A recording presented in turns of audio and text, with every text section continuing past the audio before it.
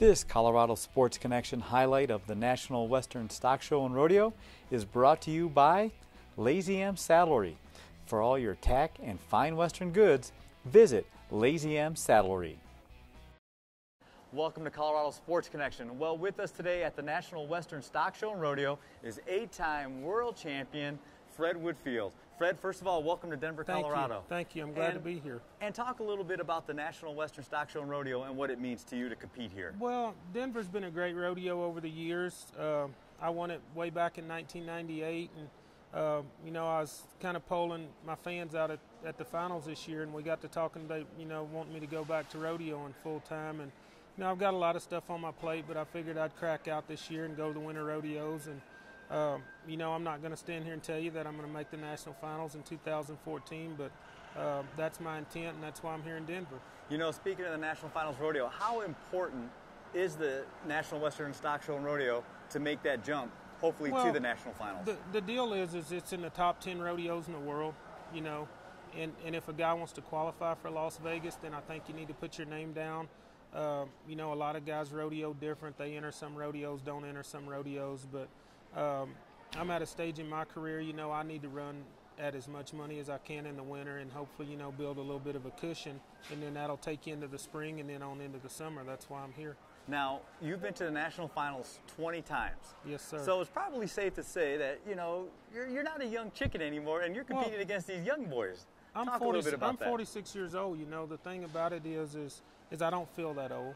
That's first and foremost. And I think you got to work a little harder at it now at my age, and beat them with wisdom, and that's just part of it. Try to minimize the mistakes and not run calves as far and stuff like that. But there's a lot of young ropers coming up. I'm traveling with one right now, Corey Solomon, who's a great roper.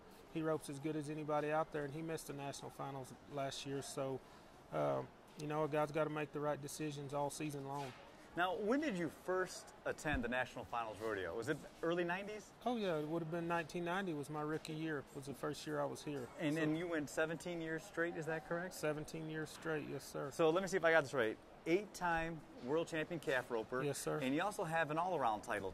I did win the all-around in 1999, yes, sir. Now, talk a little bit about that title, because first African-American to win the all-around title? Yes, sir. Yes, sir. And I was the first African-American to win a timed event. Charlie Sampson won it in the bull riding in 1980, and then I won the calf roping in 1991. And then to come back and win the all-around championship, it's really huge for me and for my race and for rodeo in general, because it had never been done, was the first thing. And the second thing is, when a guy can propel himself to the top of the sport like that, it's huge. And talk about what it means to you personally to be a role model. The thing about it is there's so many guys that come out here in rodeo, and, we look up to other athletes and stuff in other sports. And, rodeo cowboys are approachable. When you show up at a rodeo or something, you can get to talk to them, hang out with them, visit with them and stuff. And it's not, not to take nothing away from any of the other sports, but it's not that way in other professional sports. And I think we're the most down-to-earth guys there is. I've just had a great career over the last 25 years, and I still feel like I'm competitive, and I still want to try to go a little. Now, you're well-respected in and out of the rodeo arena, and let's talk a little bit about the book, Gold Buckles Don't Lie. How did this all come together? Well, I actually met a lady a couple years ago in Las Vegas, and she ran the idea about me and my wife while we were out there, and we kicked it around for a month or two and decided that we were going to sign into an agreement and get started on it. It was about a 2.5-year process from start to finish until we actually got a hard copy. And this book here, it just tells my life story from the time I was 7 years old up until last year, or 2 years ago at the national finals. And it's real inspirational because I come from nowhere. I come from a divorced family at a young age, and to be able to go on and have the success and not let the hills and mountains and stuff get in your way, stuff that I ran across in my rodeo career and outside the arena as well.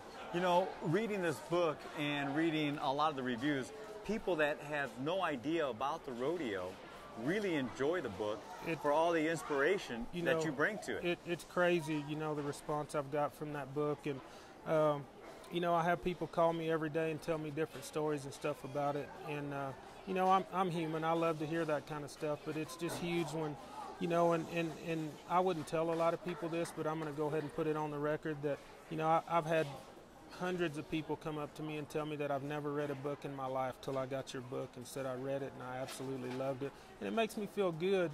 But to that point, I mean, everybody needs to read. Without an education, you can get not very far in this world. And I mean, you need to go to school, get an education, and read. And, you know, the sales have been great, and I just think that story needs to be told. You know, one of the things that I like, too, about it is that you did not have an easy road coming to be a world champion. No, sir. I mean, you had some struggles. Would you mind sharing that with the audience a little bit about what some of those struggles were? Well, the first thing is, you know, when I burst on the scene and, you know, there was a lot of the older generation that hadn't been accustomed to seeing a young black guy be successful in the sport of calf roping. And, I mean, there was a backlash from it, and it's all documented in the book. And the thing about it is it's the truth, and that my story's based on the truth, and I just felt like it needed to be told because there's still, in this world today, people that are going through things that book can actually help because, you know, my story is unique and I was able to be successful, but there's a lot of people that don't get the opportunity that I've had in my lifetime. And you also wrote in the book here on a chapter, Bad Dads. Yes. Talk a little bit about that. Well, you know, my dad wasn't around. You know, he walked out on us when we were 9 years old, and we actually lost him a couple of weeks ago. And the thing about it is I never used a crutch, never made an excuse about anything. You know, I knew all the violence that was going on in my home. My dad would come home drunk every night, and my mom and him would fight. My mom actually shot my dad a couple of times with me watching. And, you know, the thing about it is if you show someone that you want to do something, then they'll provide a way for you. And there's a guy in that story named Roy Moffett that helped me along the way. And he's probably 7 years older than me, and he was like a father figure to me. He took me in at a young age, and I mean, there was times when I didn't have shoes to wear. He'd buy me a pair of shoes, and at about 13, I moved into their home with them and lived with them and stuff. And to this day, it's been, gosh, we've been best of friends for 35 plus years now. You know, and this is the best thing here because you do not make any excuses. Never did. You never did. No, sir. And great inspiration book. Tell the folks out there where they can find this copy. Well, you can get it at fredwhitfield.com, and there's a link on there. Just look at the link, click on to purchase the book, and they also come pre-signed if you buy them from my website. Before I let you go, all right, now there's a rodeo coming up where it's, I think, a $2 million purse. Yes, sir. Talk a little bit about that and why you're getting back into that.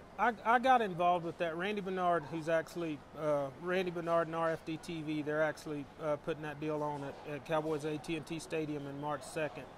And he called me up last fall and asked me if I would come and be a part of the big announcement that they were launching this deal to have that rodeo.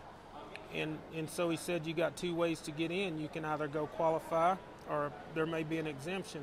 And I said, Randy, I still think I'm good enough to go and qualify. But he said, Fred Whitfield, he said, you're good enough for an exemption because they're going to have exemptions in every event.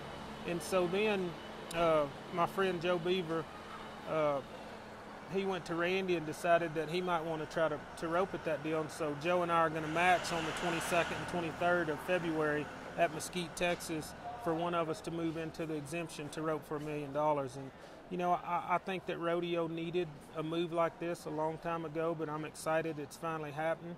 And, you know, I've won as much as $120,000 at one rodeo, and that was a Calgary Stampede. And that was kind of a life-changing moment for me. But to have a chance to rope at $1 million, I mean, that can change a guy's life overnight. You know, you talked about the Calgary Stampede. Out of all the rodeos you've participated in, what's that one moment that is dear to your heart?